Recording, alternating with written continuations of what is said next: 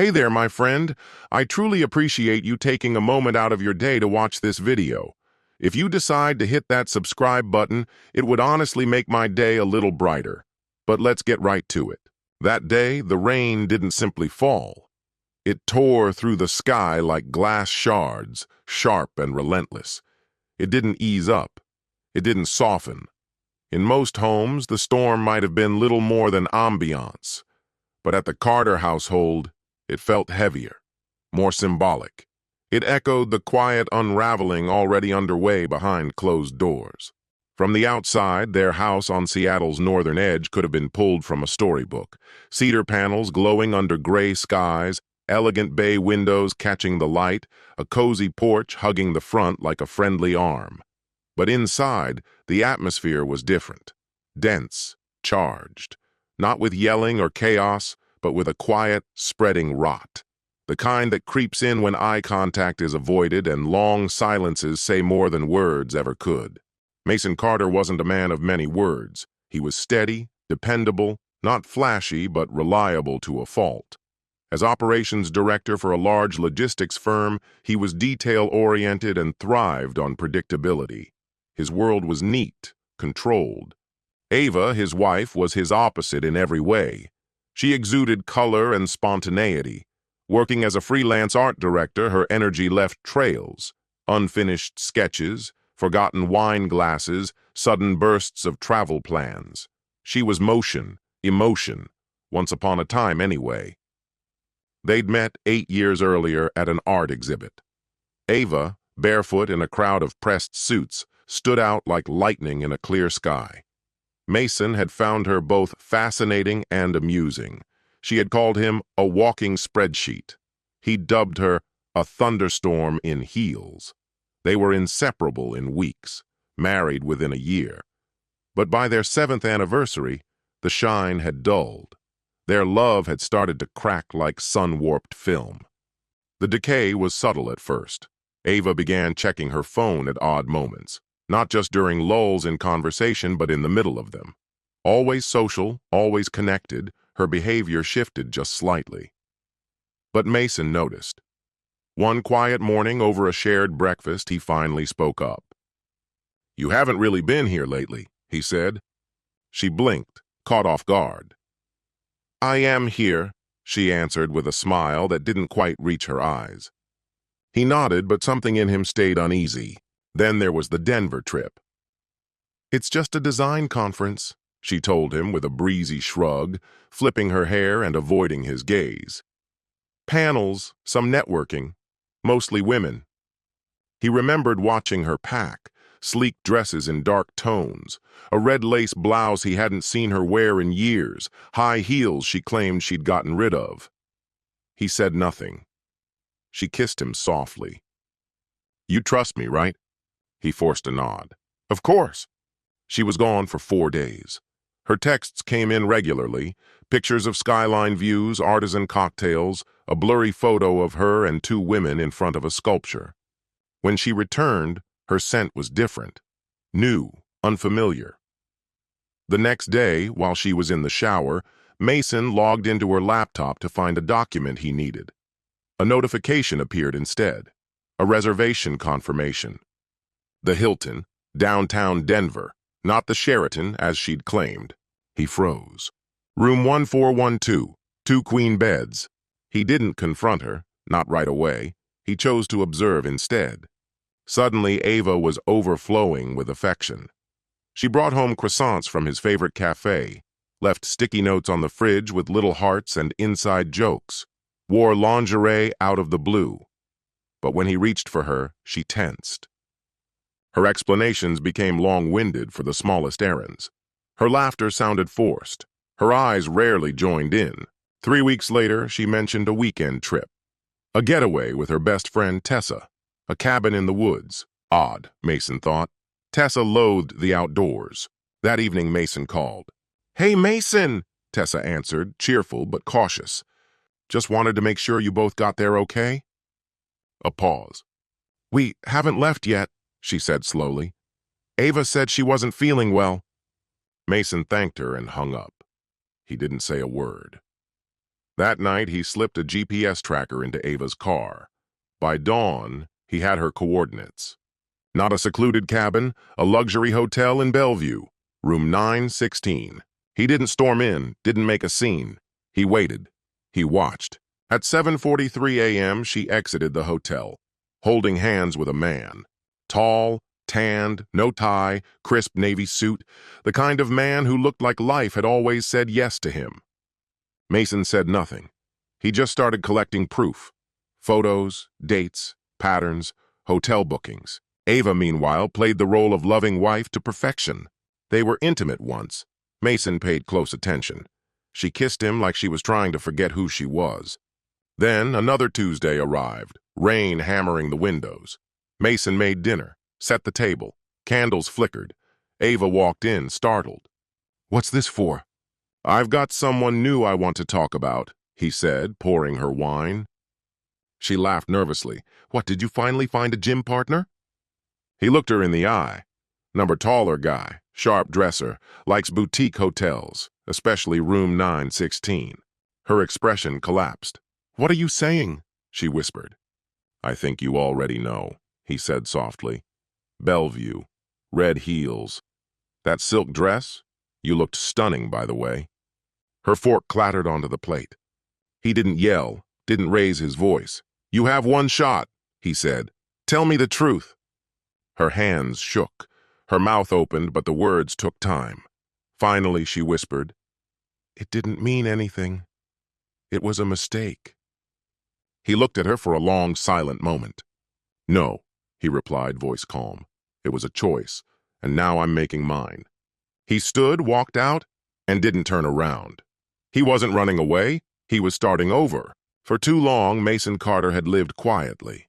That version of him had ended. Now his silence would become his weapon. He didn't slam the door, didn't drown his emotions in liquor, didn't rant to friends. He checked into a no-frills extended stay suite downtown, swiped the keycard, sat at the desk. No distractions, just water, a blank legal pad. His pulse was steady, ice cold. Over the next 3 days, he built a plan. Not to repair a relationship, but to methodically dismantle it. He messaged her once. "Staying somewhere else. Don't contact me unless it's urgent." Her reply came quickly. "Mason, I'm sorry, I'll do anything. Please come home." He never wrote back. Instead, he created a new email address, formed a brand new business entity. Northwest Trade Holdings was officially born. At first glance, it resembled any other fledgling consultancy. But beneath its polished exterior, it served a darker purpose. A legal fortress where Mason had quietly redirected funds Ava never realized were missing. He had his salary routed elsewhere, froze their shared credit line, and siphoned their savings into a trust cloaked in the company's name. No loopholes, no drama, no trail. Meanwhile, Ava was unraveling. She fired off another message. "I'm scared. Please talk to me." Nothing. She called again. 10 missed calls, then 12, then silence. By Friday, Mason returned, but not to make peace. He stepped through the door like a stranger visiting someone else's home. His face unreadable, movements stiff. He walked through the space with the keys of a man who no longer saw it as his own. Ava stood at the kitchen counter, eyes swollen, makeup streaked, hoodie sagging from one shoulder. She straightened as he entered. "Mason," she breathed out, as though saying his name would anchor him. "I thought you were gone. I didn't think you were coming back." "I never left," he replied, voice low. "I'm just not yours anymore." The words struck like a fist. She staggered back, air catching in her lungs. "Can we talk?" she asked, voice shaking with urgency. "We can talk," he said, settling into a chair and flipping open his laptop. "But we're not going backward." He clicked through files. "There have been some changes. Financial, personal. This is where we are now." Her lips trembled. "You can't punish me forever." His gaze held hers, hard and clear. "You punished yourself the day you made that choice. I'm just living with the fallout." That night he slept in the guest room. No words, no olive branch. Only the quiet between them. Ava tried everything. She cooked his favorite meals. He ate them without expression, offered a cold, "thanks." She slipped handwritten notes into his gym bag. Still love you. Miss you. He unfolded each one and dropped them, wordless, into the trash. One night, she reached for his hand beneath the covers. Don't, he said, his back still turned. 2 weeks passed. Then at dinner, she crumbled. I'm losing my mind in this house, she whispered. You act like I'm a stranger. He looked up slowly. You are. The woman I married, he added, wouldn't have lied to me, wouldn't have crawled into someone else's bed while I was working double shifts to build our life. She gasped. It wasn't love, she said. It was a mistake, a moment of weakness. Don't minimize it, he snapped. Forgetting an anniversary is a mistake. Booking a hotel and sleeping with someone else, that's a decision. She broke down, sobbing until her body trembled. He didn't move, just watched. Not out of cruelty but resolve. He wasn't there to inflict pain. He was there to let her sit in it. While she collapsed, Mason focused. He started running before sunrise, not to flee, but to sharpen. He restructured his workflow, pursued high-profile clients, and soon whispers of a promotion began circulating. He updated his wardrobe, cut his hair, and moved like a man who'd already turned the page. Ava noticed. One morning she studied him. You look different. I am different, he answered. Then she tried one last time. That night the bedroom glowed with candlelight. She wore silk, spritzed the perfume from their wedding night. She tried to summon their past. Mason stepped in, paused, her eyes lifted in hope. He walked past her and shut the blinds. You're trying to rewind the clock, he said evenly. She nodded, small. I don't want what we had, he said. That's the road that led here. And he walked out. The next day he met with Julian Reed, a discreet private investigator known for precision. Mason slid a photo across the table. I need everything you can find on this man, he said, and a full account of what she's done this past year, quietly, no missteps. Julian gave a single nod. 10 days. By day 14, the file was complete. His name was Nathan Green, married, father of 2, a real estate developer with a trail of affairs. Ava wasn't the only one. She was one of 5 in under 2 years. Mason didn't feel triumph. What he felt was clarity. This wasn't vengeance anymore. It was precision. Mason Carter believed in quiet power, not the kind that roars, but the kind that dismantles while smiling politely. That's who Ava now lived with. The house hadn't changed. Her favorite mug still sat by the sink. But the man inside had become something she didn't recognize, and he was just getting started. The day after the report landed, he took the next step. He arranged to meet Nathan Green's wife. Her name was Michelle, soft-spoken, warm, and heartbreakingly unaware. They met in a quiet downtown cafe. Mason had reached out anonymously, offering information she had every right to know. He didn't show her pictures, just spoke gently, plainly. Your husband was at the Bellevue Hyatt, he told her, with someone who wasn't you. Michelle's fingers trembled as they stirred her tea. He told me he was in Portland. I'm sorry, Mason said, and he meant it. You deserve the truth. She gave a small nod. Why are you telling me this? Because the woman he was with is my wife. Michelle closed her eyes, absorbing the impact. Then she asked for the investigator's name. Before leaving, she reached across the table, placing her hand lightly over his. I'm sorry you're going through this too. For the first time in months, Mason felt something shift. Not rage, not grief, just recognition. That night, Ava was curled on the couch, half watching something forgettable when Mason walked in.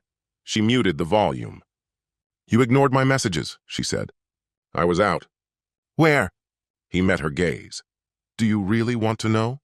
She recoiled slightly, fear blooming in her eyes. The fear that he might now be the one with secrets. He wasn't. Not yet. But she didn't need certainty. Her dread worked better than any confession. In the days that followed, Mason pulled further away, changed gyms, shifted his schedule, picked up a separate phone for work. Ava could no longer track his movements. She spiraled, checked his pockets, dug through browser histories. Her tears became constant. Then one night she cornered him in the kitchen. Mason, please, she begged on the edge. I've apologized. I'm trying. I've done everything I can. Why won't you let me back in? He leaned against the counter, arms crossed. You want honesty? She nodded tearfully. Yes. You don't heal a wound by covering it with perfume and pretending it's gone. You rip it open. You bleed. Only then can you hope it might heal. Her voice trembled. I bleed every day, Mason. Good, he said, walking away. That means you're finally feeling it. But they weren't healing, not even close. Because 3 days later, Ava stepped into the living room and found a manila envelope waiting on the coffee table.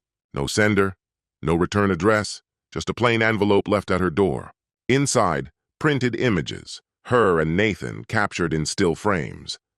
One showed her entering a hotel lobby, another, a kiss stolen in a shadowy hallway. Every photo was dated, clear, indisputable.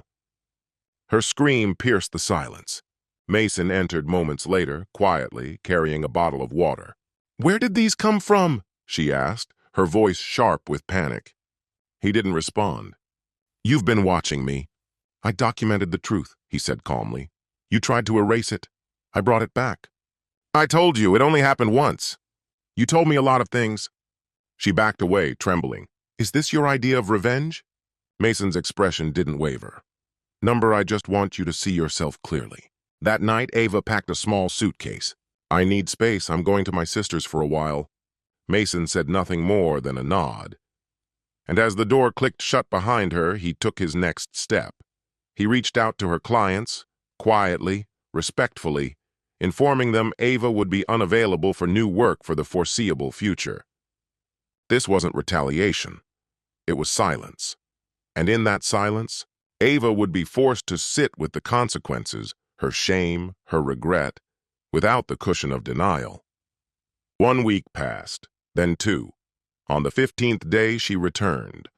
Her eyes were sunken, her hair unkempt, her clothes wrinkled. I can't eat, she murmured. I can't sleep. Mason looked up from the dining table. You should have thought of that when you were sipping wine in a hotel room with another woman's husband. She broke down, sinking to her knees, clinging to his legs. Please, I'm sorry. Tell me what to do. I'll do anything. He gently stepped away. Start by signing this. He handed her a document. Her eyes scanned the heading. Separation agreement. Her face twisted. You're ending this? No, Mason said with an even tone. I'm drawing the line. You surrendered control. This gives you clarity. Her fingers shook as she held the papers. Sign it, he said, or we proceed to divorce, and I've already laid the groundwork. She signed, not because she agreed, but because for the first time she realized the power wasn't hers anymore. She was simply a visitor in the ruins of what she'd broken. Her signature landed with finality, her tears held back by sheer force of will. She told herself it was just a phase, a pause. Mason needed time to process the pain. What she didn't see was that this wasn't about time anymore. It was about truth, and the truth had already outgrown her. Mason moved through the house like a guest. He kept to his routine, ate in silence, slept in the guest room, barely spoke. Ava tried to mend the fracture. She cleaned obsessively, left handwritten notes. Once, she reached for a hug. He gently stepped back. I'm not angry anymore, he said, but I won't live inside a lie. That weekend, she made one final effort, cooked his favorite meal, wore the dress he once adored, makeup perfect, music low. I miss you, she whispered. Do you miss me? He looked at her, his gaze heavy. No, he said softly. I miss the person I thought you were. She froze. You can't just erase everything we shared. I'm not erasing anything, Mason said. I'm removing what you broke. Monday arrived. Mason left for work like it was any ordinary day. But something had shifted. By noon, Ava received an email from a real estate agency. Their house had been listed. She called immediately, her voice frantic. You're selling our home? I moved my equity months ago, he said, unfazed. You can buy me out, or I'll take the first decent offer. Mason, this was our life. No, he replied, his tone now chilled. It was mine. You just visited when it suited you. That evening, she came back to find half the house emptied. his belongings gone. A white envelope sat on the kitchen counter. Inside, finalized divorce papers. No delays, no trial. Her hands shook as she held the pages, his signature like a verdict.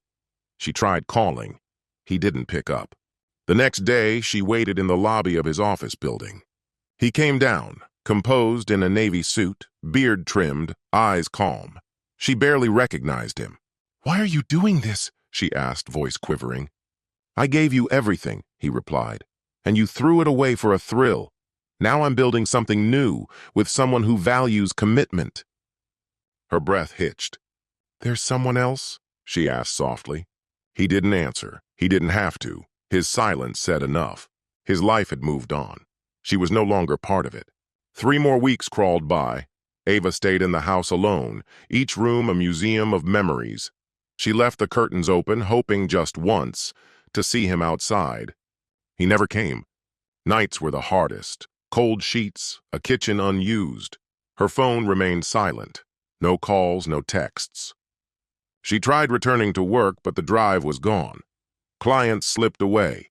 A few even hinted at her declining image. What she didn't know was that Mason had quietly influenced those outcomes, not to harm her, but to let her feel the same hollow she'd once left in him. Then one afternoon, an email arrived. Subject, closing documents, 475 Willow Bend. The sale was final. The keys were to be surrendered by Friday. No discussions, no exceptions, no second chances.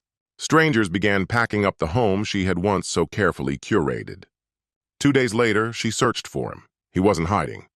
Mason stepped out of a downtown building alongside Michelle Green, the wife of the man Ava had been with. No hand-holding, no touch. But a quiet understanding passed between them. It wasn't romance, not revenge, just peace. Ava stood motionless. He saw her and walked over. "This was never about punishing you," Mason said quietly. "It was about setting myself free." "You're with her?" Ava asked, barely audible. "I'm healing, with someone who knows what betrayal costs." Tears brimmed in her eyes. "So this is how it ends?" Mason inhaled deeply. "I'm not angry," he said, "but I don't miss the man who once loved you." He handed her a small envelope. Inside was a photograph, taken 5 years ago. The two of them, arms wrapped around each other, smiling in their backyard.